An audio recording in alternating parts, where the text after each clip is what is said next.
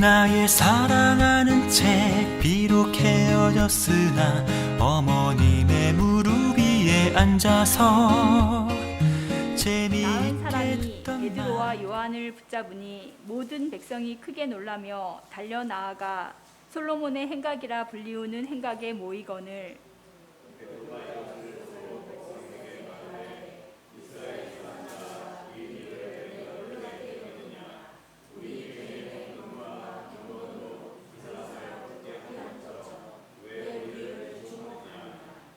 아브라함과 이삭과 야곱의 하나님 곧 우리 조상의 하나님이 그의 종 예수를 영화롭게 하셨느니라. 너희가 그를 넘겨주고 빌라도가 놓아주기로 결의한 것을 너희가 그 앞에서 거부하였으니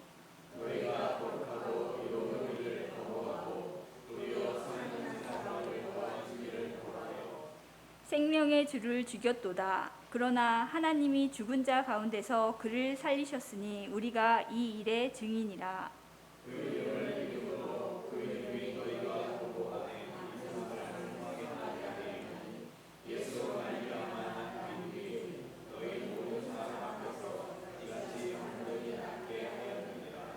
형제들아, 너희가 알지 못하여서 그리하였으며 너희 관리들도 그리한 줄 아노라.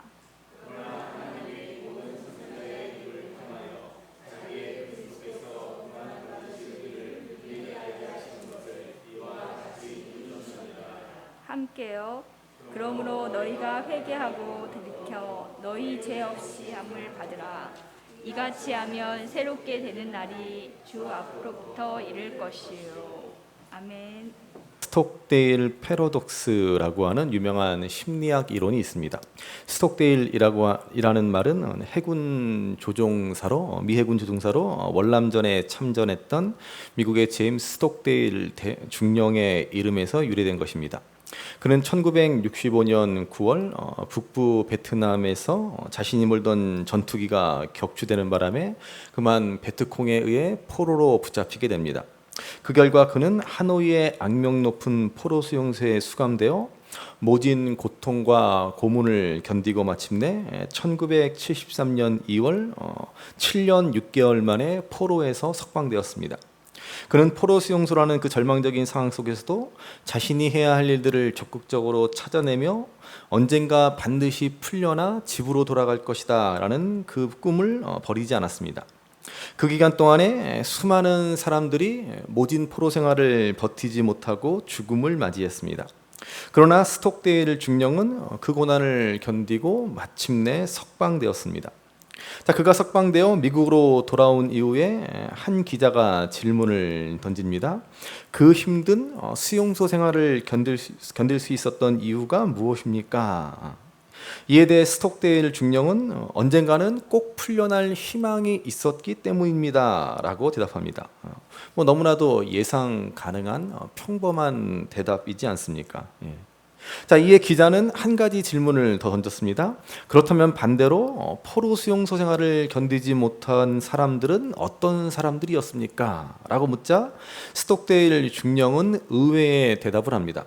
바로 희망에 가득 찬 낙관주의자들이었습니다 라고 말합니다. 그러면서 그는 덧붙이기를 그들은 우리가 크리스마스 때까지는 석방될 거라고 말하곤 했습니다. 그러다 크리스마스가 속절없이 지나가면 부활절에는 석방될 거라고 생각했습니다. 그러나 부활절마저 그냥 지나가자 추수감사절 그리고 추수감사절이 지나가면 다음 크리스마스를 이야기했습니다. 그렇지만 그 모든 기대가 들어맞지 않게 되자 그들은 포기하며 절망 속에 죽어가고 말았습니다 라고 대답합니다. 여러분, 이것이 바로 스톡데일 패러독스라는 것입니다. 그는 언젠간 꼭 풀려날 거란 희망으로 포로 생활을 견뎌냈지만 그렇지만은 아무 근거 없이 과도한 낙관론에 빠진 사람들은 오히려 보통 사람들보다 더 견디지 못했다라는 말입니다. 무슨 말입니까? 희망을 갖는 것, 긍정적인 생각을 갖는 것은 우리 인생에 꼭 필요한 중요한 일이 되겠지만은 그러나 과도한 긍정, 아무 이유 대책 없는 긍정은 오히려 독이 된다라고 하는 사실입니다. 그러니까는 긍정적인 자세를 갖되 막연하고 허황된 긍정을 갖는 것을 우리는 경계해야 합니다. 우리말에도 기대가 크면 실망도 크다라는 말이 있지 않습니까? 이것이 바로 스톡데일 패러독스라고 하는 것입니다. 긍정을 하되 막연한 긍정, 허황된 긍정은 갖지 말아야 한다는 것이죠. 여러분, 우리 믿음 생활도 이와 마찬가지다라고 생각합니다. 믿음을 막연한 긍정, 대책 없는 과도한 긍정과 구별하지 못하시는 분들이 의외로 많습니다. 할 수 있거든이 무슨 말이냐? 믿는 자에게는 능히 하지 못할 일이 없느니라 우리 예수님 말씀하셨습니다. 이 말씀처럼 믿음만 있다라고 하면 못할 일이 없다라고 생각합니다. 믿음을 마치 도깨비 방망이처럼 여기는 것입니다. 그래서 여러분, 제가 누누이 강조하지만 긍정의 힘, 잘 되는 나, 여러분, 이런 책은 절대로 신앙서적이 아닙니다. 그저 자기 개발서일 뿐이고 우리 신앙에 아주 위험한 메시지들이 그 속에 있다라는 사실을 알아야 합니다. 믿음은 자기 긍정, 자기 확신이 아닙니다. 믿음은 오히려 자기를 부정하는 것입니다. 우리는 나를 부인하게 하고 자기 십자가를 지고 주님을 따르는 사람들입니다. 그러므로 우리 믿음의 핵심은 십자가입니다. 우리가 믿는 믿음의 내용도 십자가이고 믿음의 능력도 십자가입니다. 그러므로 믿음의 능력이라고 하는 것은 여러분, 다른 그 무엇이 아닙니다. 바로 나를 부인하는 데서부터 비롯되는 것입니다. 그런데 우리는 믿습니다라고 힘주어 간구합니다. 마치 그렇게 힘있게 말하면 뭔가 그대로 이루어질 것처럼. 그래서 그냥 믿습니다도 아니고 믿습니다라고 힘주어 말하곤 합니다. 도대체 뭘 믿는다는 것입니까? 가만히 보면은 왜 이렇게 믿음이 없어라고 하는 이야기들을 들어보면은 전부 십자가와는 아무 상관없는 이야기들 뿐입니다. 그저 내 소원, 내 희망, 내 바램, 내 세상 욕심들을 이룰 수 있도록 주님이 도와주실 것을 믿는다라고 하는 이야기들 뿐입니다. 사업이 잘 되고 남편이 승진하고 우리 자녀가 어려운 시험을 합격하고 전부 이런 것을 믿음이라고 생각하고 믿음의 능력으로 되는 것이다 라고 말합니다. 오늘 이 시대의 간증이라고 하는 것들을 다 들어보면 뭐예요? 결국은 다 그런 이야기들 뿐입니다. 내가 믿음으로 도전했더니 하나님이 나에게 복 주셔서 이렇게 잘 되게 하셨다, 성공하셨다, 전부 이런 이야기들 뿐이지 않습니까? 아무 이유 없는 긍정, 대책 없는 낙관론하고 뭐가 다릅니까? 그저 그냥 이걸 우리는 믿음이라고 믿고 내가 했더니 하나님이 복 주셨다. 그렇게 많은 사람들이 간증을 합니다. 그래서 오늘 우리가 낭패를 당한다라는 것입니다. 할 수 있다, 하면 된다라고 호기롭게 도전했다가 실패를 경험하고 맙니다. 물론 간혹 성공하는 분들도 있습니다. 그런 사람들이 믿음의 영웅으로 추앙을 받습니다. 여러분, 그렇지만요, 만약 그게 믿음이라고 한다면 예수님은 십자가를 지시지 않으셨을 것입니다. 그냥 로마 제국을 다 뒤집어 엎어버리셨을 것입니다. 그냥 로마 황제를 끌어내리고 자신이 로마 황제 자리에 오르셨을 것입니다. 예수님에게 그것은 뭐 아무것도 아니죠. 왜 이런 쉬운 길을 두고 그 어려운 십자가의 길을 가십니까? 믿음이란 그런 것이 아니기 때문에 그렇습니다. 여러분, 우리는 예수님의 십자가를 믿는 것입니다. 우리 믿음의 핵심이죠. 그러면 믿음의 능력이란 무엇이겠어요? 우리는 십자가의 능력을 믿는 것입니다. 예수님의 십자가로 내가 죄를 이기고 세상을 이기고 죽음을 이기며 살아가는 것입니다. 이게 바로 믿음의 능력입니다. 그래서 믿음의 능력이란 다른 것이 아니라 예수님께서 십자가 위에서 행하신 그 사랑과 용서를 우리도 행하며 날마다 십자가 앞에서 우리 죄를 뉘우치며 회개하는 삶을 살아가는 것입니다. 여러분, 바로 이게 믿음의 능력입니다. 이게 바로 믿음의 능력이고 믿음을 가진 자만이 할 수 있는 능력입니다.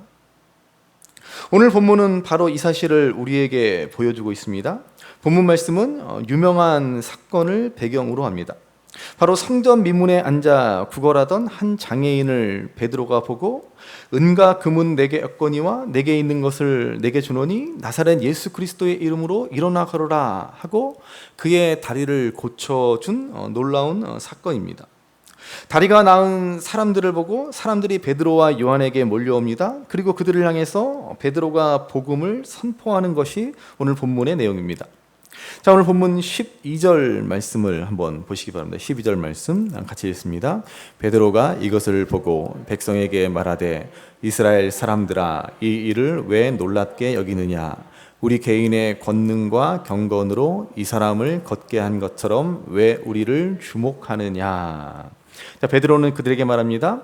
우리에게 이런 능력이 있는 것처럼 왜 우리를 주목하느냐. 베드로는 이렇게 다리를 고친 일이 자신들의 능력으로 된 것이 아님을 밝힙니다. 그리고 이 능력이 누구의 능력인지, 이 능력의 원천이 누구인지를 설명합니다. 이 능력의 원천은 바로 예수님이다라고 하는 것입니다. 그래서 베드로는 바로 그때 예수님을 증언하면서 너희 유대인들이 예수님을 십자가에 못 박았다라는 사실을 지적하고 있습니다. 그리고 나서 그는 이렇게 덧붙여 말합니다. 17절 말씀을 보시기 바랍니다. 17절 같이 읽습니다. 형제들아 너희가 알지 못하여서 그리하였으며 너희 관리들도 그리한 줄 아노라. 베드로는 여기서 유대인들을 변호하는, 유대인들을 동정하는 듯한 말을 하고 있습니다. 무슨 말입니까? 너희 유대인들이 메시아로 오신 예수님을 죽였지만 그러나 너희들이 몰라서 그랬다라는 것입니다. 여러분 사실 몰라서 지은 죄도 죄입니다. 더군다나 무지는 하나님 앞에 큰 죄이기도 합니다. 그러나 알면서 의도적으로 지은 것과 모르고 지은 죄는 그 무게감이 전혀 다른 것이지 않습니까? 그래서 우리가 동일한 잘못을 동일한 죄를 지었을지라도 실수나 사고로 저지른 것과 알면서도 고의적으로 계획적으로 저지른 것과는 그 형별에 큰 차이가 나지 않습니까? 베드로는 유대인들이 예수님을 십자가에 못 박은 그 죄를 지적하면서 그들의 입장에서 그들의 마음을 헤아리면서 말합니다. 너희들이 정말 메시아를 죽이는 큰 잘못을 저질렀는데 그런데 그건 너희들이 몰라서 그런 것이다. 이렇게 그들의 입장을 이해하는 마음에서 그 죄를 지적하고 있습니다. 그리고 또 18절을 보시면 베드로는 또 다른 입장에서 유대인들을 변호해 주고 있습니다. 18절 말씀을 보시면 18절 같이 읽습니다. 그러나 하나님이 모든 선지자의 입을 통하여 자기의 그리스도께서 고난 받으실 일을 미리 알게 하신 것을 이와 같이 이루셨느니라. 아멘. 자, 무슨 말씀입니까? 너희가 예수님을 죽이긴 했지만 본래 이것은 하나님의 계획 가운데 있었던 일이다라고 말씀하는 것입니다. 그러니 너희 유대인들의 잘못이 없다라고 말하는 것은 아닙니다. 그러나 베드로는 그들을 이해하는 입장에서 그들을 헤아려 주고자 하는 마음으로 지금 이렇게 말하고 있다라고 하는 것입니다. 여러분, 무엇이 베드로로 하여금 이러한 마음과 이러한 태도를 갖게 했겠습니까? 어떻게 베드로는 이러한 관용과 이해의 마음으로 그리스도를 십자가에 못 박힌 유대인들을 대할 수 있었겠습니까? 그것은 베드로가 먼저 예수님의 용서와 사랑을 이미 경험했기 때문이다라는 것입니다. 우리가 잘 아는 대로 베드로는 열성적인 행동파이지만 그만큼 실수가 많은 사람이었습니다. 그는 누구보다도 열심과 열정이 있는 사람입니다. 항상 주님의 말씀에 나서서 응답하는 사람은 베드로입니다. 그래서 가이사랴 빌립보에서 그는 예수님을 향해서 주는 그리스도시요 살아계신 하나님의 아들이십니다라고 고백함으로 주님의 마음을 기쁘게 하지 않았습니까? 그는 최초로 예수님에 대한 올바른 신앙 고백을 드린 사람입니다. 그는 공식적으로 최초의 그리스도인이다라고 말해도 과언이 아닙니다. 그러나 그는 여전히 실수와 허물이 많은 사람입니다. 아직도 인간적으로 너무나 약하고 단점도 많은 사람입니다. 무엇보다도 그는 예수님이 십자가를 지신 그 새벽 가야바의 법정에서 예수님을 3번이나 부인하지 않았습니까? 심지어 그는 주님을 모른다라고 저주까지 하며 부인하였습니다. 그러나 부활하신 예수님은 그를 어떻게 대하셨습니까? 요한복음 21장을 보면은 너무나 은혜로운 장면이 나오지 않습니까? 부활하신 예수님께서 제자들에게 나타나십니다. 그러나 베드로는 그 후에 고향으로 그냥 돌아가고 맙니다. 주님이 부활하셨지만은 그 놀랍고 기쁜 소식을 그도 들었고 직접 주님을 배웠지만은 도저히 주님을 따를 면목이 없었기 때문입니다. 그래서 그는 고향 갈릴리 바다로 돌아가 옛날 물고기 잡던 어부의 생활로 되돌아가지 않습니까? 그때 예수님께서는 친히 갈릴리 바닷가까지 베드로를 찾아오시지 않습니까? 그리고는 다른 말씀 하시지 않습니다. 네가 어떻게 나한테 그럴 수가 있느냐? 다른 사람은 몰라도 네가 그럴 줄은 몰랐다. 그렇게 책망하고 비난하실 법도 하지 않습니까? 그렇지만 예수님은 베드로에게 딱 한마디예요. 베드로야, 네가 나를 사랑하느냐? 베드로야, 네가 나를 여전히 사랑하고 있느냐? 그 한마디만 하십니다. 주님은 베드로에게 다른 것 바라지 않으십니다. 오직 한 가지, 네가 여전히 나를 사랑하고 있느냐라고 하는 것입니다. 배신자 베드로, 가룟 유다만큼 아니 그 이상의 주님의 마음을 아프게 했던 그 배신자 베드로를 주님은 여전히 사랑하시기 때문에 베드로가 여전히 주님을 사랑하고 있기를 바라고 계시는 겁니다. 이렇게 주님은 베드로를 용납하시고 이해하시고 사랑해 주셨습니다. 그 사랑으로 베드로는 비로소 위대한 사도 베드로가 될 수 있었던 것입니다. 바로 이러한 주님의 사랑을 받았기 때문에 베드로는 지금 동일하게 유대인들을 향한 용서와 사랑의 태도를 가질 수 있었던 것입니다. 그리고 그날 베드로의 설교를 듣고 감명을 받은 사람들이 예수님을 영접합니다. 무려 5,000명이나 회개하고 죽게 돌아왔습니다. 만약 이때 베드로가 그들을 향한 용서와 사랑의 자세로 대하지 않았다라고 한다면 그들에 대해서 너희들이 어떻게 그럴 수가 있느냐, 이 패역한 자식들아, 뭐 이러면서 비난을 퍼부었다라고 한다면 어떻게 되었겠습니까? 그랬다면 그들은 오히려 반감을 갖고 그들의 마음은 오히려 더욱더 완악하고 완고해졌을지도 모릅니다. 물론 사람이 회개하고 거듭나는 일은 성령께서 하시는 일이지만 오늘 베드로가 주님으로부터 받은 용서와 사랑의 마음으로 그들을 대하였기 때문에 그 속에서 성령의 역사는 더욱더 활발하게 이루어질 수 있었던 것입니다. 여기서 우리는 다시 한번 중요한 교훈을 깨닫습니다. 나 자신을 향한 주님의 용서와 사랑을 깨닫는 자만이 다른 사람에게도 똑같이 용서와 사랑을 베풀 수 있다라고 하는 것입니다. 내가 주님으로부터 진정한 십자가의 사랑과 용서를 경험하지 못하면 다른 사람을 용서할 수 없습니다. 여러분, 우리에게 용서가 왜 이렇게 어려운 이유가 무엇입니까? 나는 용서했다라고 생각했는데 여전히 내 속에 분노와 미움과 갈등의 앙금이 남아있는 이유가 무엇입니까? 그것은 주님이 십자가에서 나의 모든 죄를 용서하시고 나를 끝까지 사랑하고 계신다라는 그 은혜의 사실을 온전히 받아들이지 못했기 때문은 아니겠습니까? 내가 주님의 십자가 사랑과 용서를 온전히 경험할 때, 그것을 온전히 우리가 받아들일 때 비로소 나도 남을 온전히 용서할 수 있게 되는 것이지 않습니까? 그래서 우리는 주님이 가르쳐 주신 주기도문을 다시 생각해 보아야 합니다. 주님은 용서에 대해서 어떻게 기도하라고 가르쳐 주셨습니까? 우리가 우리에게 잘못한 사람을 용서하여 준 것 같이 우리 죄를 용서하여 주옵소서라고 기도하라라고 가르쳐 주시지 않았습니까? 이것은 우리가 하나님의 용서를 받기 위해서는 먼저 다른 사람을 용서해야 한다라는 말씀이지 않습니까? 여러분, 그렇다면 우리가 좀 더 솔직해질 수 있어야 합니다. 우리가 다른 사람을 용서해야 하나님으로부터 용서를 받을 수 있다면 과연 우리 가운데 하나님의 용서를 받을 수 있는 사람이 몇 명이나 될 수 있을지 의문입니다.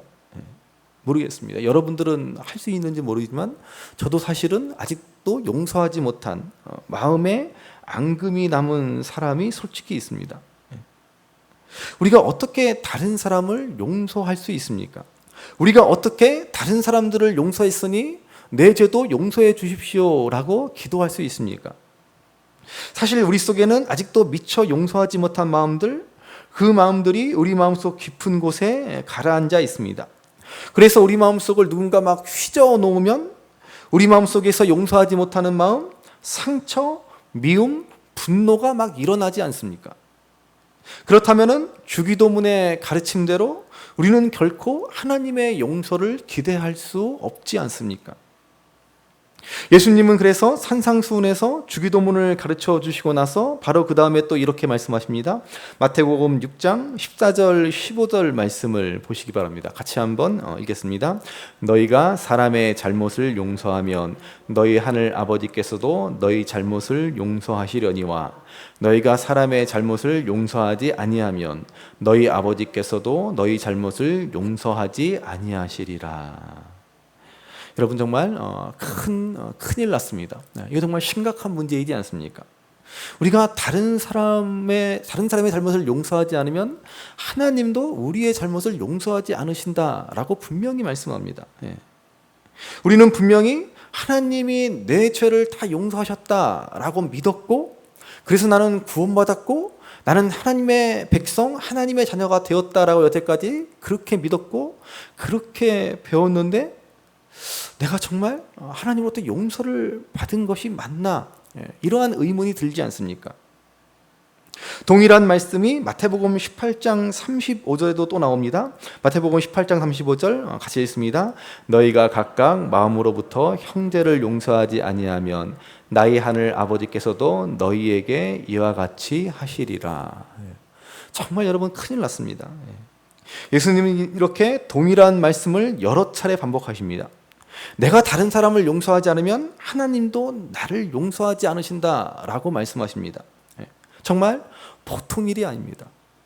우리는 예수님 믿고 그냥 용서받아 천국 가는 줄 알았는데 예수님 분명히 말씀하시지 않습니까? 다른 사람 용서하지 않으면 하나님도 절대로 너를 용서하지 않는다. 이렇게 말씀하시지 않습니까? 그러면 정말 큰일입니다. 여러분, 용서라는 게 말처럼 쉬운 일이 아니지 않습니까? 인생을 살아오면서 아직까지 내가 용서하지 못한 사람들이 얼마나 많습니까? 용서했다라기보다는 그냥 덮어두고 그냥 무시하고 그냥 내버려둔 일들이 얼마나 많습니까? 그래서 우리는 사실 주기도문을 드릴 때 당당하게 드리지 못합니다. 우리가 우리에게 잘못한 사람을 용서하여 준 것 같이 우리 죄를 용서하여 주옵소서라고 할 때마다 우리의 마음은 찔립니다. 용서하지 못했는데 어쩌나. 그러한 갈등이 우리 안에 있습니다. 그렇다고 주님이 말씀하신 대로 기도하지 않을 수도 없고, 여러분 어떻게 해야 됩니까? 도대체 이 문제를 어떻게 해결해야 되겠습니까? 주님이 가르쳐 주신 대로 우리는 기도해야 하는데 그렇게 기도할 그렇게 기도할 수 있는 자격이 우리에게 없습니다. 여러분 이 딜레마를 어떻게 극복할 수 있습니까? 여기서 우리는 우리 기독교의 복음의 핵심이라고 할 수 있는 그리스도와의 연합을 분명히 알아야 합니다. 우리는 예수님의 삶이 우리의 삶이 되었고 예수님의 의가 우리에게 전가되었다는 것을 믿는 그 믿음으로 살아가게 된 사람들입니다.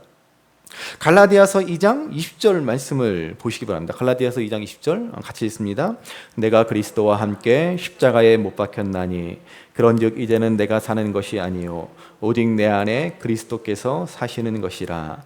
이제 내가 육체 가운데 사는 것은 나를 사랑하사 나를 위하여 자기 자신을 버리신 하나님의 아들을 믿는 믿음 안에서 사는 것이라. 아멘. 우리는 십자가에서 예수님과 함께 죽었고 예수님과 다시 함께 살아난 사람들이다라고 말씀합니다. 우리는 십자가와 부활, 이 복음을 믿음으로 받아들이는 사람들입니다. 그럼 예수님께서 하나님의 백성들, 유대인들을 용서하실 때 우리는 어디에 있었습니까? 바로 그 십자가 위에 함께 있었다라고 하는 것입니다. 예수님이 십자가에서 아버지여 저들을 사하여 주옵소서, 저들은 자기들이 하는 것을 알지 못함이니이다 이렇게 말씀하실 때 우리는 어디에 있었습니까? 바로 그때 우리도 예수님과 함께 십자가 위에 있었다라고 하는 것입니다. 비록 우리가 지금 겨우 이 정도의 믿음밖에는 없지만 그래도 우리가 주님의 십자가를 믿을 때 그때 우리는 주님과 더불어 연합하게 되었고 그때 예수님이 십자가에서 용서하실 때 우리도 주님과 함께 용서한 자들이 되었다라는 말입니다. 우리는 주의 십자가를 통해서 우리의 죄가 용서받았다라는 사실만 기억하는데, 사실 우리는 주님의 십자가를 통해서 남을 용서한 자도 되었다라는 말입니다. 그러므로 우리는 비로소 우리가 우리에게 잘못한 사람을 용서하여 준 것 같이 우리 죄를 용서하여 주시고 라고 기도할 수 있는 자격을 얻게 된 것입니다. 우리는 이 기도를 들을 때마다 다시 한번 우리의 신분, 우리의 변화를 확인하며 감사하며 감격하는 것입니다. 어떻게 내가 이웃을 용서하게 되었는지, 어떻게 내가 당당하게 우리의 죄를 용서하여 주옵소서라고 하나님께 기도할 수 있게 되었는지, 이 놀라운 은혜를 되새기며 감사하는 것입니다. 그러한 감사 속에서 진정한 용서가 우리 안에 일어나게 됩니다. 그래서 이제는 우리가 이 땅에서 실제로 다른 사람들을 용서하며 살아갈 수 있게 되는 것입니다. 그러므로 여러분, 믿음의 능력은 바로 여기에 있습니다. 우리는 무슨 대단한 이적이나 무슨 신비한 일을 행하는 것을 믿음의 능력이다라고 생각합니다. 내 힘으로는 할 수 없으니 하나님이 도와주셔서 불가능한 일을 가능하게 하는 것을 믿음의 능력이라 여깁니다. 그렇다면 여러분, 다른 사람을 용서하는 것보다 더 크고 놀랍고 신비로운 일이 어디에 있습니까? 세상에서 용서하는 일처럼 또 어려운 일이 또 어디에 있습니까? 정말 죽기보다 어렵고 죽기보다 싫은 일이 남을 용서하는 일이지 않습니까? 그런데 믿음이 있다라고 한다면 우리는 비로소 이 일을 할 수 있게 되었다라는 말입니다. 용서보다 크고 놀라운 일이 어디에 있습니까? 용서보다 더 크고 위대한 믿음의 능력이 어디 있습니까? 예수님께서 십자가에 보여주신 최고의 사랑, 최고의 능력이지 않습니까? 그래서 인도의 마하트마 간디는 말하기를, 약한 자는 결코 용서할 수 없다. 용서하는 마음은 강한 자만이 할 수 있다라고 그랬습니다. 여러분, 아직도 내가 누군가를 용서하지 못하고 있다면 나는 아직도 영적으로 연약한 자, 미성숙한 자임을 말해주는 것이지 않겠습니까? 그러므로 내가 누군가를 진정으로 용서할 수 있다면 비로소 나는 영적으로 성숙한 사람, 하나님 앞에 온전한 믿음의 사람으로 서게 되는 것입니다. 오늘 베드로는 뼈저린 주님의 용서를 경험했기에 예수님을 죽인 그 유대인들을 향해서 용서와 사랑의 마음으로 말씀을 선포할 수 있었습니다. 그렇다면 오늘 우리도 용서와 사랑의 삶을 살아갈 수 있을 때 우리 안에 참된 자유와 기쁨과 평안이 넘쳐나게 될 것이고, 진정한 믿음의 능력이 우리 삶에 나타나게 될 것입니다. 그런데 우리가 남을 용서하는 데 있어서 명심해야 할 한 가지 중요한 것이 있습니다. 우리가 누군가를 용서하고 사랑한다는 것을 상대방을 잘못된 상태로 방치하는 것을 의미하지는 않습니다. 상대방의 잘못을 분명히 알고서도 그냥 묵인하고 대충 넘어가는 것을 말하지 않습니다. 그것은 용서가 아니라 무시입니다. 오늘 베드로는 용서와 사랑의 마음으로 설교를 하고 있지만 그들을 향하여 다음과 같이 따끔하게 촉구합니다. 19절 말씀을 보시기 바랍니다. 19절 같이 읽습니다. 그러므로 너희가 회개하고 돌이켜 너희 죄 없이 함을 받으라. 이같이 하면 새롭게 되는 날이 주 앞으로부터 이를 것이요. 베드로가 유대인들에게 용서와 사랑으로 대한 것은 그들의 잘못된 행위를 그냥 덮어두고 가자라는 것은 결코 아닙니다. 그들의 행동을 결코 정당화시키는 것도 아닙니다. 그들로 하여금 마음의 문을 열고 자신들의 잘못을 깨닫고 뉘우치고 회개하고 돌이켜 죄사함을 받도록 하기 위함입니다. 그런데 19절 말씀을 다시 잘 보시면 죄 없이 함을 받으라 그랬습니다. 여러분, 이 말씀을 우리가 눈여겨보셔야 합니다. 죄는 우리가 없앨 수 있는 것이 아니다라고 하는 것이죠. 하나님이 없애주시는 것입니다. 인간이 아무리 노력한들, 아무리 선을 행한들, 아무리 무슨 어디 가서 돌을 닦고 수행을 한들 죄를 없앨 수 있는 것이 아닙니다. 하나님이 없애주셔야만 없어집니다. 오직 예수 그리스도를 주로 고백하고 십자가와 부활을 믿는 자에게 주시는 하나님의 은혜요 특권인 것입니다. 그러므로 우리가 할 일은 날마다 자신의 죄와 허물을 바라보며 주님 앞에 나아가 회개하는 일입니다. 그러면 주님은 회개하는 자를 기쁘게 여기시고 반드시 용서해 주십니다. 죄를 없게 하시는 것입니다. 우리가 살다 보면은 알고도 짓고 모르고도 죄를 짓습니다. 우리 안에는 너무나 많은 허물과 죄악이 있습니다. 그러나 우리가 죄를 많이 지어서 하나님의 미움을 받는 것이 아닙니다. 죄를 많이 지어서 천국 못 가는 것도 아닙니다. 문제는 예수 그리스도의 십자가 보혈의 능력을 믿지 않기 때문이지 않습니까? 즉, 나 자신의 허물을 깨닫지 못하고 인정하지 않고 회개하지 않기 때문인 것입니다. 그러므로 믿음의 능력이란 다른 것이 아니라 회개에 있습니다.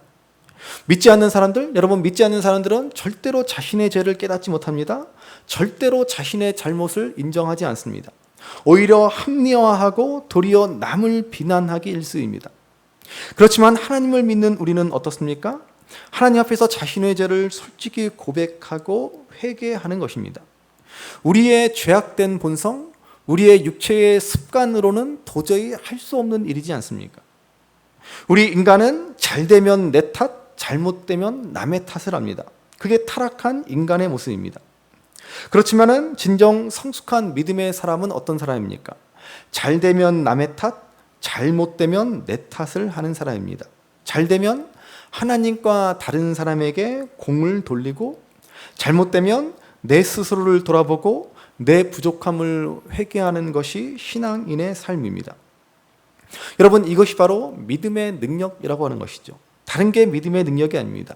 자기 죄를 뉘우칠 줄 알고 회개할 줄 아는 것입니다.